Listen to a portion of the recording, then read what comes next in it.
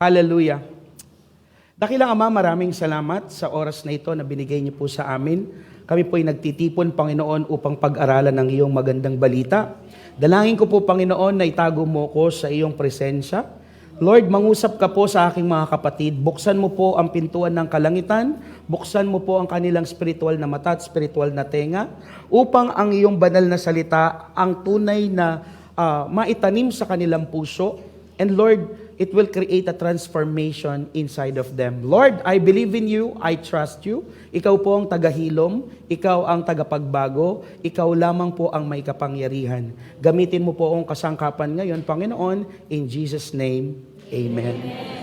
Napakabuti ng Diyos, lalo na kanina, nung kinakanta natin yung worship. Sinong na-bless dun sa, thank you, Jesus. Thank you, Jesus, for the blood applied. Diba? When we hear the holy blood of Jesus Christ, we remember, no, that He died on the cross for us. And tamang-tama, because the love month has ended, papasok na tayo sa buwan ng Marso. No, napakabilis ng panahon. And this March, and this year, maaga ang Resurrection Sunday. No, Resurrection Sunday, mas gusto ko kasing tawagin Resurrection Sunday than Easter. No? Resurrection Sunday ang muling pagkabuhay ni Jesus. Ito ang tunay na Pasko. No, ang Paskwa. No, because Jesus died on the cross for the salvation of our sin.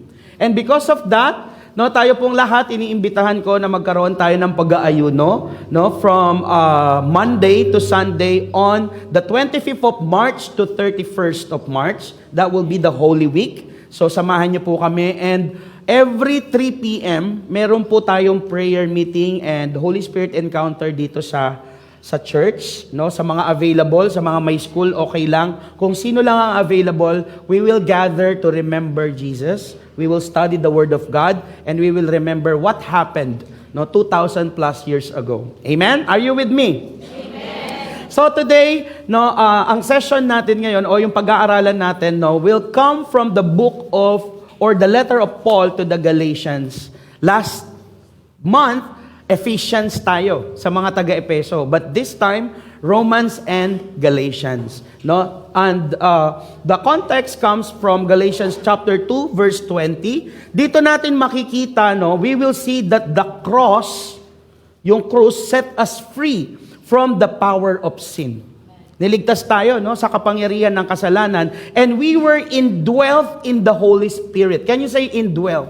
Indwelt. Ibig sabihin, there's a permanent residence of the Holy Spirit inside of us, so we can live freely. No, malaya na tayo. Kaya kanina ang kanta, malaya, malayang, malayang, malaya. So kapag sinabi sigaw, sigaw. Amen? Pag sinabing awit, awit. No, because we are freed, di ba? Napakasarap magpuri sa Diyos. Amen. No?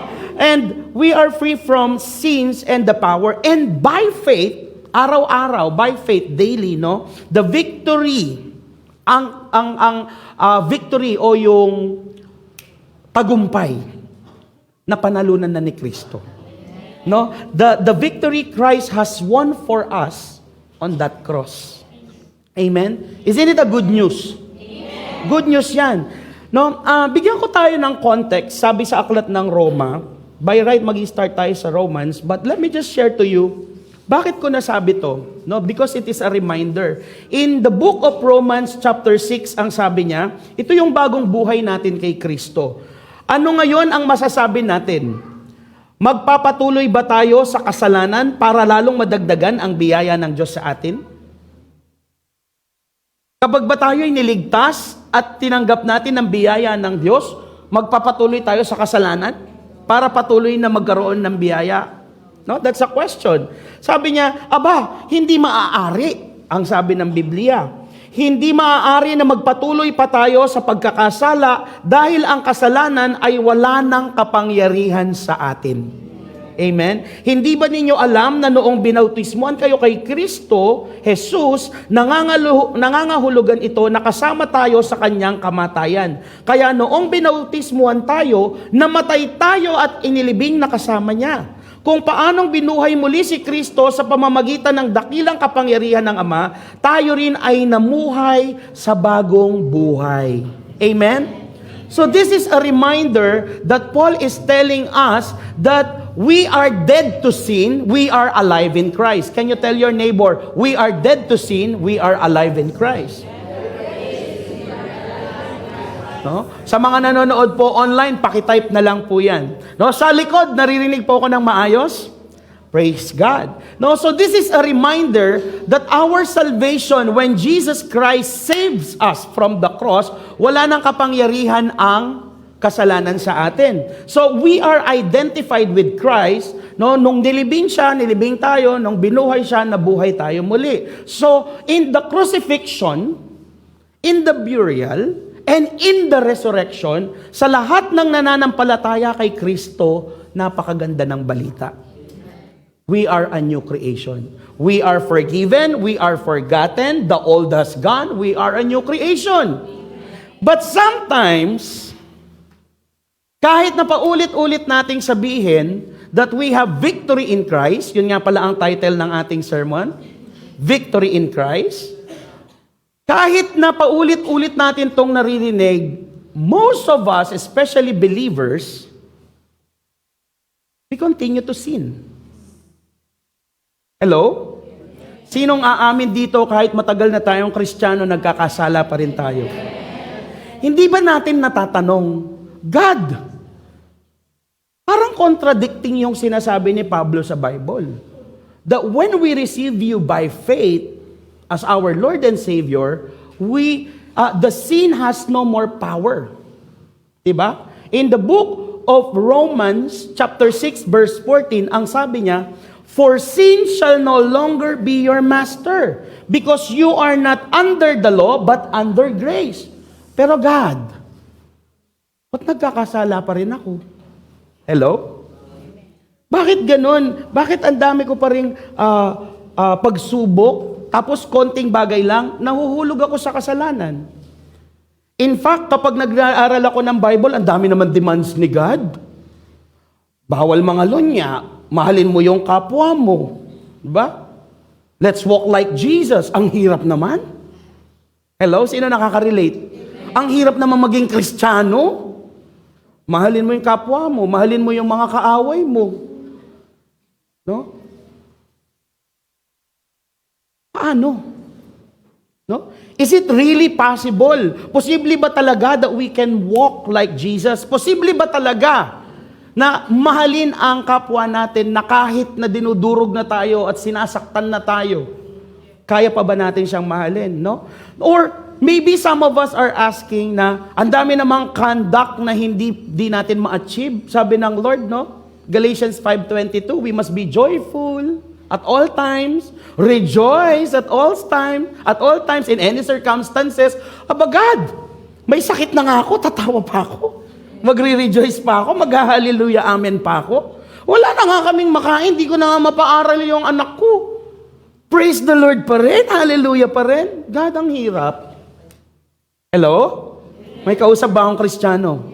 No? Yes. No? So, sometimes, these questions, no, will cripple us. No? But today, let me just share to you that if God set the standard, then the standard is achievable.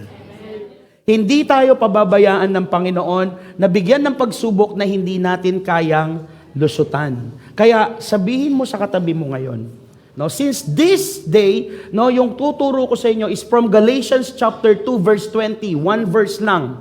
No, is the extension of the book of Romans chapter 6. No, it will pave a way for us. No, I will teach you at least tatlo lang, three powerful pathway to a victorious Christian living. Gusto nyo bang maging matagumpay? Amen. Gusto nyo bang maging victorious? Amen. So ihanda natin ang tenga natin, ang mata natin at ang puso natin. Sabihin nyo sa katabi nyo, let's be victorious, matatapos natin to nang hindi natutulog. Amen? Lalo na sa likod. Tapusin natin to nang hindi tayo nagkukwentuhan. Amen? Let's be victorious. Amen? No? So, number one, let's jump in. Number one, no? Ano nga ba yung mga pathway to powerful and victorious Christian living? Number one, remember this, the authority of the cross. The authority of the cross. Ano yan, kuya? Ano yan? Ano yan? The authority of the cross. Ang sabi niya sa Galatians chapter 2 verse 20, I have been crucified with Christ. Stop muna tayo doon, letter A. I have been crucified with Christ. Ibig sabihin dito that there is the authority of the cross. No, kaya lagi nating nire-remind ang sarili natin dun sa cross. Because Jesus Christ died on that cross. No? And this authority, when you put your faith in Jesus Christ, pag naniwala tayo, nanampalataya tayo kay Hesus Kristo, immediately, ibig sabihin agad-agad, Lord, I trust you. God, I put my faith on you. Immediately, pinalaya ka na sa kasalanan mo. Isn't it amazing? No, sa iba kasi, kailangan may gawin ka pa. Ang dami mong dapat gawin bago ka lumaya. But in the biblical context, na pinaniniwalaan natin, only faith alone, by the grace of God, we are saved. And the good works that we will do are the byproduct or the result of our faith in Christ. So, believe that by faith we are freed. Pinalaya na tayo from the penalty of sin. At the same time, you are freed from the power of sin. May kapangyarihan ba ang kasalanan? Yun totoo. Yes! Meron! Let's admit it. Eh, minsan nga, magpa-prayer and fasting ka, nag-aayuno ka, biglang may cake. Oh, Lord, I commit that I will be fasting, oh Lord God, with this food. Pero, sige na, minsan lang, may grace naman si Lord. Sige na nga. There's power. The power of sin. Diba? And sometimes, aminin natin, nagkakasala tayo ngayon. Meron nga, gina-justify pa natin, nagsinungaling ako, it's just a white lie. May kulay ba ang pagsisinungaling? White lie, purple lie, black lie? No, it's still a lie. Kasalanan pa rin yan. No? O halimbawa, sa last, tumingin lang naman ako, wala naman akong ginawa. Ang sabi sa Bible, pag tumingin ka sa babae, sa mga lalaki, pag tumingin ka ng may pagnanasa sa babae at pinangalawanan mo pa, kahit nasa isip lang, kasalanan yan. So be careful. So, let's admit that there's power of sin. But, the moment we believe Jesus Christ, we are freed. Pinalaya tayo. No? And let me tell you, na yung crucifixion ni Jesus Christ, no, with Christ, it is a fact. Katotohanan to. Paano ko nalaman? Sabi ni Pablo sa Romans chapter 6, verse 6, knowing this, that our old man was crucified with Him. No, we are crucified with Him. So, ibig sabihin, when Jesus Christ was crucified, our old Adamic nature. Ano yung Adamic nature? Yung kasalanang mana. The Adamic nature, no, this is the sin committed by Adam that we inherited. This is the original sin, no, na namana natin, no? So that's why nagkakasala tayo. So when we receive Jesus, automatic yun, canceled. Narinig niyo yung kanta kanina? We are washed as white. Grabe, ang sarap, no? Kung naiintindihan natin yon, na wala tayong gagawin kundi maniwala kay Kristo, you will jump for joy. Kahit na hindi sabihin ng praise and worship leader, pumalakpak tayo, papalakpak ka. Kahit di sabihin ng worship leader, let's raise our hand and put our adoration unto the Lord. Ikaw mismo, kung nauunawaan mo ang kaligtasan mo, you will do everything to worship the living God, and that is Jesus Christ. Amen? May CCTV po tayo, ha? Tinitingnan natin kung sino ang nag-worship ng ganun. Joke lang. Joke lang. Ang CCTV natin si God. So, there is power. Napakabuti ng Panginoon. Because the moment we believe, just believe, it is canceled. In a layman's term, ganito yan. For example, nagtatrabaho ako. May manager ako. As an employee, merong karapatan ang boss ko na pagsabihan ako. Late ka na naman, babawasan ko sweldo mo. Pero, boss, nagkasakit yung... Hindi, late ka, bawas sweldo. May kapangyarihan siya sa akin. Tama? Magre-resign na ako, boss.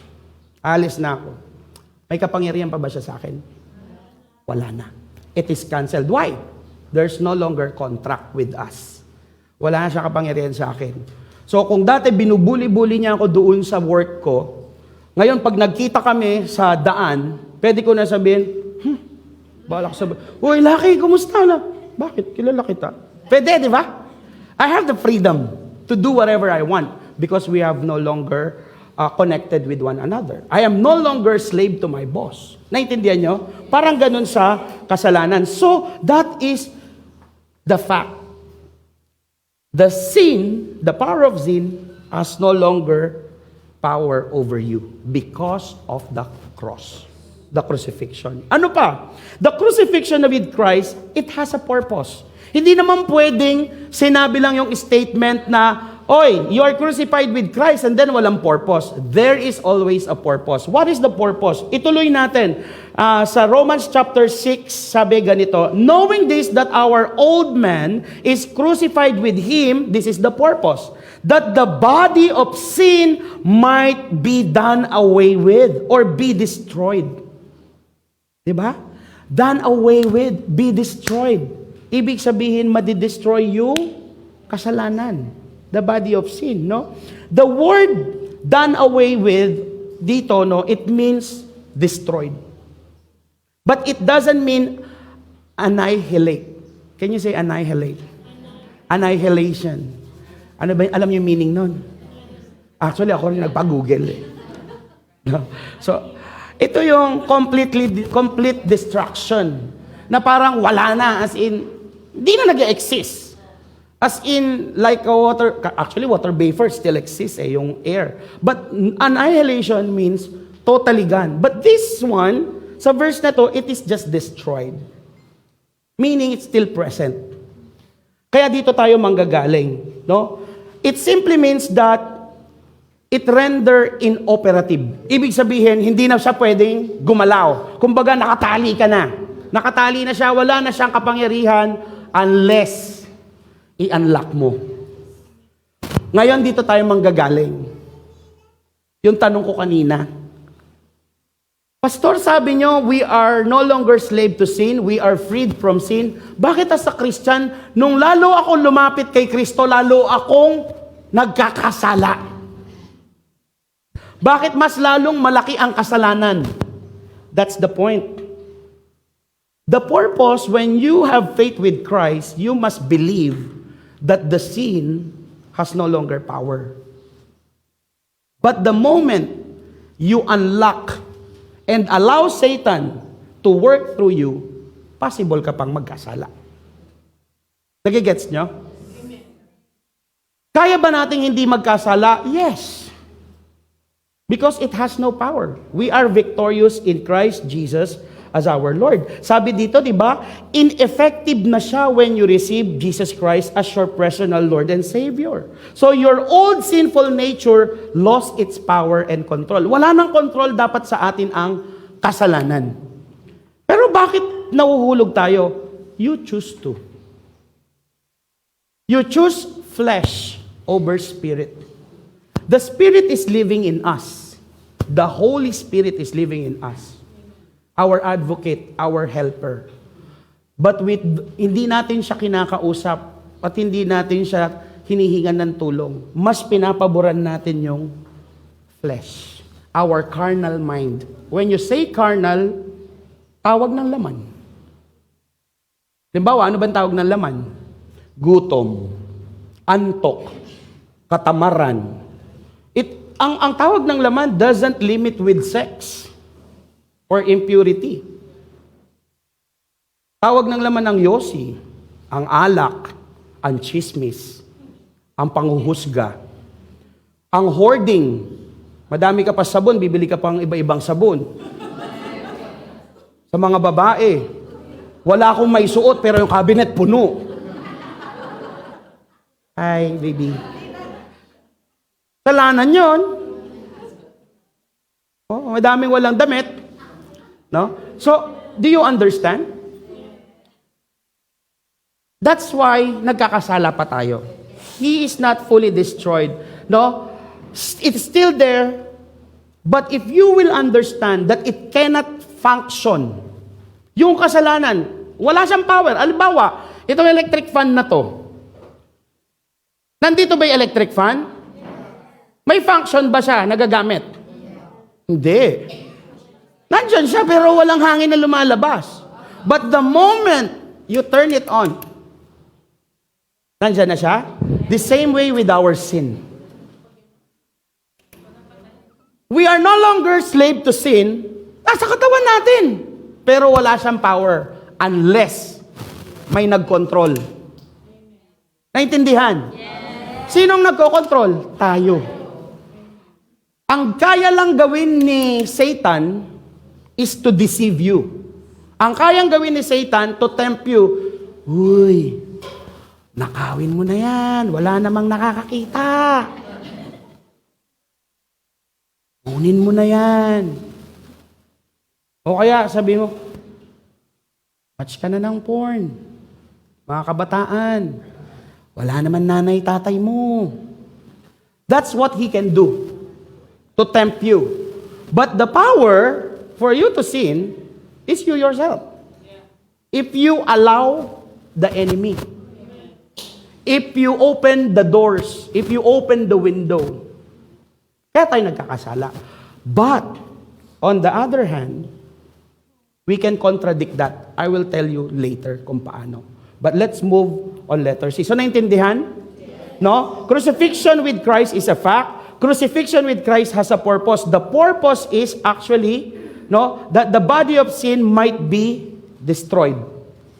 Alright? So, sabi niya, crucifixion also with Christ brings a result. May resulta yan. Sabi niya, that henceforth we should not serve sin. Ano sabi diyan? We should not serve sin. That we should no longer be slaves to sin. Ibig sabihin, you have the power to tell the sin or the enemy, lumayas ka, ayaw kita, ayaw ko magkasala. Wala kang kapangyarihan. I am victorious in Jesus' name. Layas! The moment na naiisip mo, bibili ako ng sigarilyo. Di ko kasi maalis eh. Sigarilyo, wala kang karapatan na kunin ako. Dahil I am victorious in Jesus' name. Hindi ako bibili. In Jesus' name. Layas. Pag nagdesisyon kang ayaw mong bumili, bibili ka? Eh? Sino nagdidesisyon? Tayo. We have our soul. The soul consists of our free will, our emotion, our decision. Kaya napakapangyarihan natin if we will lean to the Spirit. Spirit of God. Sino susundin mo? Spirit of God or your flesh? So the moment na natitempt ka, I have the Spirit of the living God, I am a child of God, I will no longer slave to sin, hindi ako magkakasala, demonyos, lumayas ka. Hey, I do that practically. When you voice it out, natatakot ang enemy, he's trembling, especially you are worshiping. In the name of Jesus, enemy is defeated. Ay, talaga naman. Yang kasalanan na yan, nawawala. Or, mas maganda, you memorize the Word of God. Diba? The power of sin is broken. Ang sabi ni Apostol Paul, I no longer slave to sin. Makapangyarihan ako. Satanas, layas. Hey, say it every day. It will flee.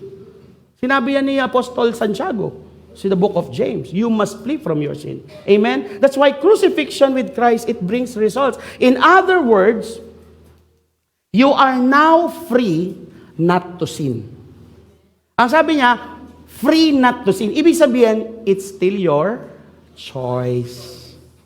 Again, nandun pa siya, pero it was tamed. It was safe, it was locked. But the moment you open it and you unlock, ayan na naman. No? Kaya nga 'di ba sa deliverance, when you ask for deliverance, make sure you will decide not to do it again. Kasi kapag dineliver kayo, pinag-pray kayo, wala na 'yon, and then inulit nyo, 77 times they will come back. Be careful. Amen? No? So, that's why this result, no, comes from our choices. Being crucified, we are not free not to sin, but free to choose God as our new master. Sino ang bago ninyong master? Jesus Christ. Every time that you will be tempted, think about it. Who is my master? The devil or Jesus? Alam naman po siguro nating lahat dito kung ano ang tama at mali. Oh, minsan alam na natin ang tama. Ba't ginagawa pa rin natin ang mali? Hello? You are allowing the enemy to use you. You know, let me just close this with this point number 1. No? The authority for living the victorious Christian life is the cross. Kaya nga yung iba nagdadala ng cross. But hindi natin sasambayin yung cross. But just be reminded with that cross that you have victory in that cross. Amen? Now, victory begins when we understand that victory is possible. Amen? So, dun sa point number 1 natin, nauunawaan po ba ninyo na posible na maging matagumpay tayo? Yeah. Pwede tayong hindi magkasala. We have a choice. We have freed. Kasama ni Jesus Christ dun sa cross na yon. Amen? Pastor, ang daling sabihin, ang hirap gawin. Let me tell you, mahirap kung magdedepende ka sa sarili mo. But this is the good news. When Jesus Christ died on the cross, He left us with the advocate. Advocate, the helper. Who is the helper? The Holy Spirit. That's point number 2. The agent is the Holy Spirit. Basahin natin ulit sa Galatians chapter 2. I have been crucified with Christ and I no longer live, but Christ lives in me. We die on our flesh. Jesus Christ lives in spirit. So si Hesus Kristo na ang nabubuhay sa atin. To experience this victory na napanalunan at napagtagumpayan ni Kristo doon sa Kalbaryo ng krus, we must access the power of the indwelling. No, kanina sinasabi ko yan, the indwelling Holy Spirit. Nananahan the moment that you said, Jesus, I surrender my life to you. Jesus, I put my faith unto you. Suddenly the Holy Spirit resides inside of you. Believe it. Claim it. Allow the Holy Spirit to indwell. Pwede nyo sabihin sa katabi, indwell. No? Ano yung indwell? The meaning of indwelling, it is permanently present inside. Nawawala ba yung Holy Spirit? No. Gaya nung kasalanan, nandyan lang siya. Pero, pipili ka nga, sino ang iti-turn on mo? Si Holy Spirit o yung power of sin? Ako, pipiliin ko ang Holy Spirit. Amen? No, He is our helper. That is what Paul meant when he said, it is no longer I who live.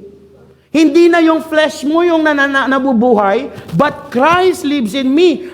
Si Jesus na yung master natin. Siya na yung susundan natin. No, it is not Jesus Christ who lives in the believer. Kasi si Jesus Christ nasan na? Nasa heaven na, sa kanang trono ng Panginoon. So sino ang iniwanan ni Jesus Christ? The Spirit that lives in Him, lives in us. Amen? So, nabubuhay sa atin, si Holy Spirit, the Spirit of Christ. Tingnan natin, sabi niya dito sa Galatians 4:6. Paul said, God had sent forth the Spirit of His Son. Sino ba yung Son? Si Jesus Christ. Sino yung Spirit na nanahan kay Jesus Christ? The Holy Spirit. So the Holy Spirit that lives to the Son Jesus Christ is the same Holy Spirit that is indwelling to those who believe Jesus Christ is Lord. Hallelujah. Palakpakan natin ang Lord. Pinagkatiwalaan tayo, no? That the Holy Spirit lives to the believers, no? Para may ma-accomplish tayo. Kasi hindi natin kaya nang walang banal na Espiritu. That's why kanina, di ba, narinig yung kanta? Yung Grace. Oh, how many times will you pick me up? Di ba? Kasi lagi tayo nadadapa. Sagad na sagad. But the Holy Spirit helps us because of the grace of God. And grace means it is unmerited favor. It is something that is given to us even if we don't deserve it. Isn't it amazing? Kaya nga ako, sabi ko nga po sa inyo, kung naiintindihan natin to, I will be sold out for Jesus. Totoo. Sasabihin ko, pangangalandakan ko to sa mga pamilya ko. Sa lahat ng pwede kong ma-reach out. Because this is a good news. The grace of God. So bakit? No? The Holy Spirit is given to us by God to do these two tasks. Number one, the Holy Spirit counteracts our sin. Ito yung sinasabi ko sa inyo kanina na ituturo ko. Counteracts our sin. Sa buhay natin, we will never free from the tendency to sin. Isa lang naniniwala. Ulitin ko yung Tagalog. Sa buhay natin ito, habang nabubuhay tayo sa mundong makasalanan, may tendency talaga na magkakasala tayo. Amen. Sa likod, naririnig? Oh, pakisabi sa likod. No? Magkakasala tayo. Pati po kayo, pastor, yes. Magkakasala tayo. No? There's the tendency. But, we have also the tendency or the possibility to overcome. That is the good news, no? The tendency and the possibility of overcoming the sin, no, is to counteract. Kung may offense, may defense. Amen? Kaya nga, di ba, sa Ephesians, may sword, may breastplate of righteousness, may helmet of salvation, because we are on a war. Hello? Sinong nakaka-experience nito na born-again Christian ka, or kahit hindi tayo born-again, no? Pero mas tumindi nung naging born-again Christian ka because you see that there's a spirit warfare inside. Nagtatalo yung kabutihan at kasamaan. Ang sabi ng Panginoon, no, sabi niya, mag-devotion ka, hindi, mag-Facebook ka muna. Mag-prayer and fasting ka, hindi, maraming kainan mamaya. Di ba? Basahin mo yung Bible, hindi, mag-Wattpad ka. Madaming good news, maganda nga yung stories. Mag-church ka, masarap matulog. You see that? In every day, you're making decisions. No? So there's a spirit of may war. Even Paul wrote it in Romans chapter 8, verse 2. Sabi niya, there are two contrasting laws. For the law of the Spirit of life in Christ has made me free from the law of sin and death. So the law of sin is the flesh. Kasalanan. Tawag ng laman. Nakikita po ninyo? Sa kaliwa, ikaliwa natin ang demonyo. Kasi lagi kong sinasabi, pag kaliwa, makademonyo eh. Makakanan, dapat makadiyos. Amen? No? So, sabi niya dito, and then, this flesh, this sin, keeps pulling you down. Hello, may kausap pa ba ako? No? Tingnan mo, daming temptation. Nasa loob ka na ng church, may cellphone, may kwentuhan. Uy, princess, nakikinig ba? Ibaba mo yung cellphone mo. Makinig ka dito. Tatanungin kita mamaya. Diba? This is a sin. This is flesh. No, kaya nga, di ba, last week, lagi ko sinasabi, bitbitin nyo Bible. Huwag cellphone. Okay. So, this flesh keeps on pulling you down. But the Spirit will always pull you up. Nagwa-war sila, di ba, doon? So, in the believers, there's this law of Spirit. This is the Holy Spirit. Remember? The power of sin, no longer a slave to sin, it is tied down. The Holy Spirit gives us the freedom, no? Ang gagawin natin para magkaroon tayo ng greater victory is to tell the Holy Spirit, Holy Spirit, help me right now to overcome my sin in Jesus' name. I was telling my mentee, sa mga karamihan po sa mga mentees ko na lalaki, excuse me pero I need to tell this. May mga challenges sa mga lalaki, lalo na sa mga binata. I will say the word. It is true. Masturbation. Masturbation is very rampant. Praise God nga kung ganun lang. Pero ngayon, ang dami nabubuntis at the age of 13. So, as a pastor, as a believer of God, I am covering them because I went through that. Sabi nila, Pastor, kasi ang hirap iwasan. Sabi ko, mahirap yan kapag sasabihin mong mahirap iwasan. Sabi ko sa kanila, I will give you a practical way on how to overcome it. Pag naiisip mo pa lang, kunin mo yung Bible sa tabi mo. Buksan mo. Pag nag-iinit ka pa rin, magpatugtog ka ng malakas na worship.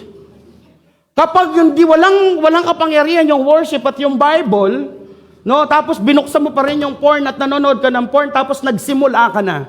Habang ginagawa mo, even if you are in the middle of it, you say, Holy Spirit, rescue me in Jesus' name. Holy Spirit, rescue me in Jesus' name. Tingnan ko lang kung di lumambot yan.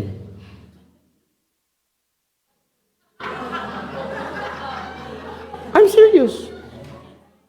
I'm telling the truth because I want to save these people. Kailangan nating i-expose ang darkness so that the light will come. If the light comes, darkness flee. That's why I told them, be truthful to me.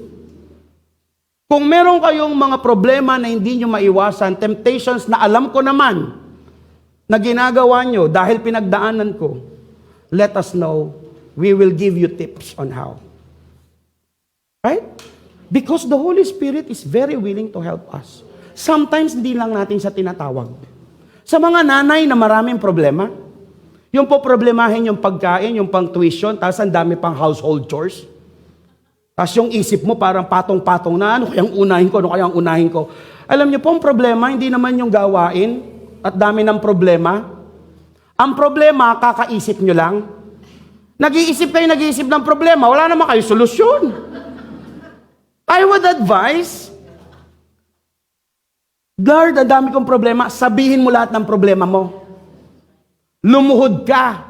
Panginoon, wala akong alam na solusyon kahit isa man dito sa problema ko. I leave it up to you. Holy Spirit, fill me with your knowledge. God, give me a renewed mind. Lord, in the name of Jesus, I am a child of God. Lahat ng problema ko, I cancel and I rebuke in the name of Jesus. Holy Spirit, I am a child of God. Wala kang hindi kaya. If God is for me, who can be against me? If I seek the Lord, everything will be added unto me. For the plans that my God has for me is to prosper me. Kayong lahat, tingnan ko lang kung hindi ka laging nakangiti. Kaya nga tinatawag tayong borbolen. May dami-dami na ng problema mo. Terak-terak na pa. You know, when I was a born-again Christian, nung hindi pa ako born-again, sabi ko, tong mga born-again na to, parang mga baliw sila. Talon-talon, sayaw-sayaw, tawa-tawa, tas iyaw. Kakatalon nila ako, baka madulas sila, mabagok pa sila, dead sila. I was one of the persecutors of them. But when I get to know this Holy Spirit, God, ba't ngayon lang? Sabi niya, hindi kaya, tagal ko na kaya kitang ini-invite. Di ba nire-reject mo? God, I so love you. Oh, Holy Spirit, sharabahande, yarabahande. Alam niyo, mas baliw pa ako ngayon dun sa mga pinagtatawanan ko. Binalikan ko sila isa-isa. Yung mga nag-plant sa akin ng seed, sila nga nag-backslide na ngayon, tapos nagulat sila, Pastor ka? Di ba kayo ang nagdasal? Kayo ang nagsabi? Sabi ko, by the grace of God, the power of the Holy Spirit, God pulled me out from that mud. And when I walk on that water with Jesus Christ, the presence of the Lord be inside of me, hindi na ako matigil-tigil sa kakasabing, God more, God more, God more, use me more, use me more. And suddenly the power of God flows inside of me. Wala na akong hiya. Because I'm freed. Amen. Unlike before, musta po, kunwari, humble. Inside pala, you're rotten. You're avoiding. Ang tunay na malaya, walang dapat ikahiya. Amen. Lalo na ang salita, hindi mo dapat ikahiya. You must share the word of God. And that's the Holy Spirit I'm bragging. No? The tendency of this is, you counteract yung kasalanan. Who knows dito yung about law of gravity? Ang law of gravity, sa mga bata, who knows law of gravity? Di ba kahit tumalon ako, hindi ako lumulutang? Because there's law of gravity. The law of gravity is existing. Hindi nawawala. It never annihilate. Right? Nandiyan pa siya. Tama? Pero, kaya bang i-counteract ang law of gravity? Yes or no? Sa paanong paraan? Law of aerodynamics. Sino nang sumakay ng eroplano? Sinanang mo nang sumakay ng eroplano. Ang eroplano malaki. Maraming baggage, maraming tao, may bit-bit pa sa loob. Pero bakit nakakalipad? Law of aerodynamics. What does it mean? The law of gravity is, for example, the sin, kasalanan. Hindi mo mapapatay, hindi mo madidestroy mo lang siya, pero nandyan pa. Pero may paraan para maiwasan, para malampasan. Law of aerodynamics, ito yung Holy Spirit. Kaya niya, bakit? Kaya niya lumipad, bakit? Merong piloto. The pilot is deciding to push all the buttons na kailangan. Ibig sabihin, the pilot is abiding on the manual. Lahat na sinasabi ng manual ng eroplano para lumipad, sinusunod ng piloto.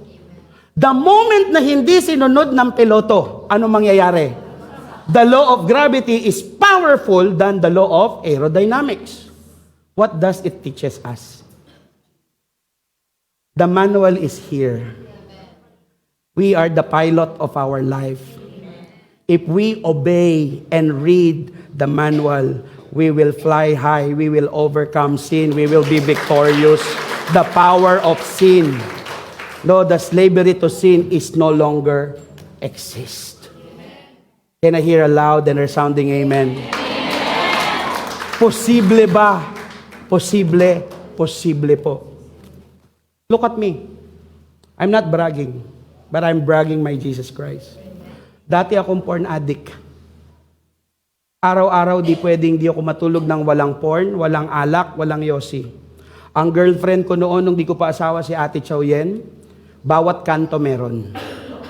Meron sa Balsik, meron sa Dambago, meron sa high school. Pasensya, guwapo. Sorry na. Joke lang. I thought before, akala ko, ang pagiging tunay na lalaki pag marami kang babae. But actually, that's self-insecurity. When I get to know Jesus Christ, ang tunay na lalaki is yung taong faithful sa isa. That's why that moment, tinanggal ko na yung pambababae, tinanggal ko ang pagyoyosi, tinanggal ko yung pornography, tinanggal ko ang pag-inom. Nakaya ko ba? Praise the Lord. Kinukwento ko to sa menti ko eh. It's not one day. Ayan, nandito pala yung best friend ko, si Alvin King. Kilalang kilala ko niyan, kaya nga hindi ko alam kung naniniwala siya sa sinasabi ko dito. Maniwala ka, brother, nagbago na ako. Hallelujah. Kasama ko yan sa mga bar. Pero ngayon, kasama ko kay Lord. Diba? God is good. Because the Holy Spirit counteracts our sin. Amen? No, Romans 8:13 sabi niya, by the counteracting influence of the Spirit, you put to death the deeds of the body. Nililibing natin ang flesh because the Holy Spirit lives. Can I hear an amen? Amen. And this Holy Spirit, number 2, conforms us to Christ. Conforms means to act accordingly, to be obedient. dapat tayong sumunod sa Holy Spirit. No? We must reckon the truth. You know what's the meaning of reckon? R-E-C-K-O-N. Reckon is to act on facts. Ito kasi totoo eh. Tayong lahat, we know the spiritual truths in the Bible. But most of us, we don't act on the spiritual truths. Ayun ang ginagawa ni Holy Spirit sa atin. Most of us, ang pagkaunawa natin doon is the conviction. When the Holy Spirit asks you to do good things, if you know Him, you must obey. You must act on the fact. For example, I am a child of God. Alam ko siya sa isip ko, hindi siya magiging totoo unless I put it into practice. When you define a child of God, dapat ba nagmumura siya? When you define a child of God, araw-araw ba dapat parang sing-asim ng manggay mukha niya? Kristiyano ko Wow, Kristiyano ko. Tuki ka kitang church. Siguro sabi nung iniimbitahan, tuki ko kayong church, makanyang tayo itsura. Gangano mo munte. Hello? Kristiyano ako, iimbitahan kita, merong Jesus, masaya doon, tapos ang itsura mo ganun. Aba, hindi ako pupunta. Hello? Mas marami pa yung complain mo sa buhay kaysa sa kanila. So, you must allow the Holy Spirit to obey. Kasi sa John 16:14, ang sabi niya dyan, He will glorify me because it is from me that He will receive, that He will make known to you. Glorify me. As a Christian, when the Holy Spirit lives in us, always remember this, we must glorify God. Ano ang glorify? Glorify means to show, display, manifest, to make known. Sino? Si Jesus.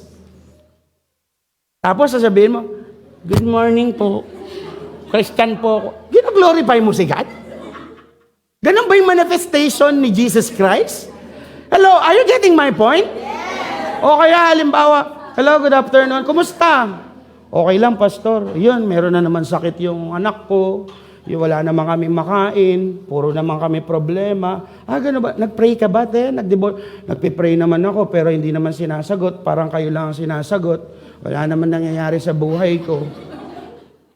Ay, te, magdasal ka lang, lapit ka. Nagdadasal naman ako araw-araw, pero yun namang answered prayer, parang pinipili lang naman ng Diyos natin. Christian ka? Christian ako. Sisimba ako araw-araw eh. Araw-araw, linggo-linggo lang ako bukas yung church. Nahuli ka pa sa kasinungalingan mo. This is true. What does it mean when you say glorify? Tanungin ko po kayo. Pag ba ang tao pumapasok sa church every Sunday, ibig sabihin, Kristiyano na? No. Lagi ko itong gino-joke, di ba? Hindi palibasa, pumasok ka sa Jollibee, paglabas mo, manok ka. Walang ganun. Di ba? Ang tunay na Kristiyano, hindi lang labas-pasok sa simbahan. Nagbabago. You conform with the Holy Spirit na pag sinabi ni Holy Spirit, batiin mo yung kaaway mo kahapon. Ay, hindi ko nga bisa. Galing ka sa church niyan, ha? Dapat, pag sinabi ni Holy Spirit, patawarin mo na yung kahapon na nagnakaw ng manok ninyo at niluto niya sa sale. Ganito ang gagawin mo nun. Bilang Kristiyano, you glorify God, manifestation ng yung ugali mo, pupuntahan mo yung kaaway mo. Hello, Mare. Alam mo, nakita kita kahapon, kinuha mo yung manok namin. Alam mo, Mare, may dalawa pa dito. Adobo mo naman. Pero Mars, baka pwedeng bigyan mo ko. Para naman kahit papano, di sumama loob ko. I forgive you. Ano sa tingin niyo mangyayari? Ay, born again niya ito. Kristiyano niya ito. Bakit? May nako na ako. Di na nako po. Di ba masaya? Nagnakaw na, nagkamali na, abay nagbigay pa. Bah! Pupunta nga ako bukas dyan. Ano kaya yung born again na yan? Hindi mo imbitahan yung pupunta yun eh. Right? So dapat we make Jesus known through our lifestyle. The Holy Spirit conforms us to Christ. We must act on fact. Kasi mga kapatid, if you have an obedience problem, yung hindi ka makasunod sa Holy Spirit, you have a love problem. Hello, I'll repeat. If you have an obedience problem, you have a love problem. Pag mahirap kang sumunod, kapag mahirap kang sumunod sa salita ng Diyos, may problema ka sa pag-ibig mo sa Diyos. I'm not judging, but this is reality. Hello, kung mahal mo nga yung asawa mo, gagawin mo lahat, maibigay mo lang eh. May nangangako nga, ibibigay daw yung buwan at saka yung bituin eh. Para lang masagot yung oo eh. Eh maniwala kayo sa pag-ibig ko sa asawa ko, kahit wala na akong pabili ng pagkain, mabili lang niya yung halaman niya eh. Ganun dapat nagmamahal. Yung imposible, gagawin mo posible. Diba? Patulugin mo ako mamaya sa bed, ha? Right? A true lover of Christ must obey His will. Can you tell your neighbor, obey His will? Obey His will. Be a yielded believer. Be a yielded believer. Oh, sumunod ka sa kalooban ng Diyos. No? No? Victory is possible because at the cross, sin was rendered inoperative, and through the agency of the Holy Spirit, we are enabled to live in all the fullness of Christ. Do you want the victory of Christ? Then enable the Holy Spirit. Believe at the cross, enable the Holy Spirit, and lastly, access this by faith. No? Galatians chapter 2 verse 20. Sabi niya dito, are being transformed into His image with ever-increasing glory, which comes from the Lord who is the Spirit. Wait, sorry, mali ako. Sabi niya, I have been crucified with Christ. That's number 1, the authority of the cross. And I no longer live, but Christ lives in me. That's the agent of the Holy Spirit. But this time, the life I now live in the body, I live by faith in the Son of God who loved me and gave Himself for me. So, the access into the Spirit-empowered life is by faith. Kung una pa lang hindi ka na naniniwala sa Diyos, walang mangyayari. Because everything we do here is by faith. You know, I will tell you a story. Alam niyo yung white van dyan na meron tayo? Kasi po, we are praying to conquer 8 municipalities of Bataan. 8 pa pong munisipyo ang di namin natatouch. So sabi ko, God, we are ready to conquer the land. God, I pray in the name of Jesus, bigyan niyo naman kami ng puting van. Kasi God, ako mahirap, tricycle kami. Punta kaming Murong, tricycle. Tapos convoy kami, 3. Hirap naman, Lord. Tapos yung gasolina pa namin. God, pengi kaming puting van in Jesus' name. Now, I remember in April, someone prophesied to me, alam mo, may iniisip ka sa sakyan, darating ang puting ban sa inyo. Sabi ko, nung that time, sabi ko, puting ban?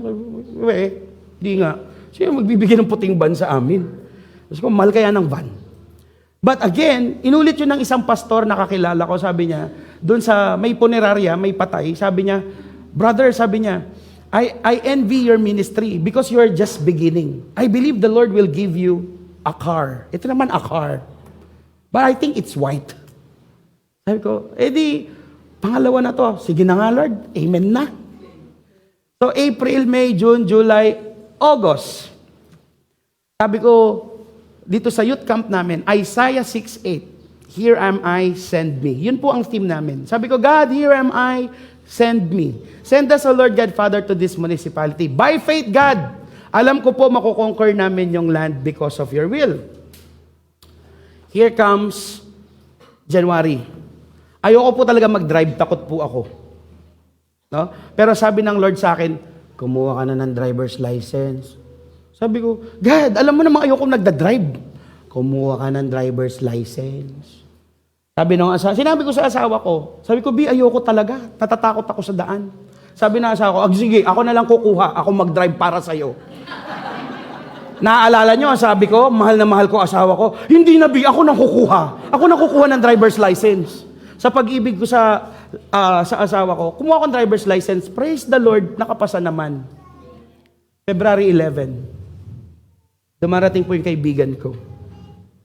May bit-bit siya. Kulay puting ban. Dala niya to, hindi kami nag-uusap. Alam niyo nakalagay sa harap? Isaiah 6:8. Here am I, send me. God is so good. By the way, bago yun nung February 11 na yun, hindi ko pa alam yun sa service. Di ba may bata dito si Isaiah? Saan si Isaiah? Wala siya? Hindi ko kilala yung bata. Masaya siya kasi nakatanggap siyang chocolate. Sabi niya, ano ang pangalan mo? Ba't ang sayo mo? Kasi po pinagdadasal ko, magkaroon ako ng chocolate ngayon.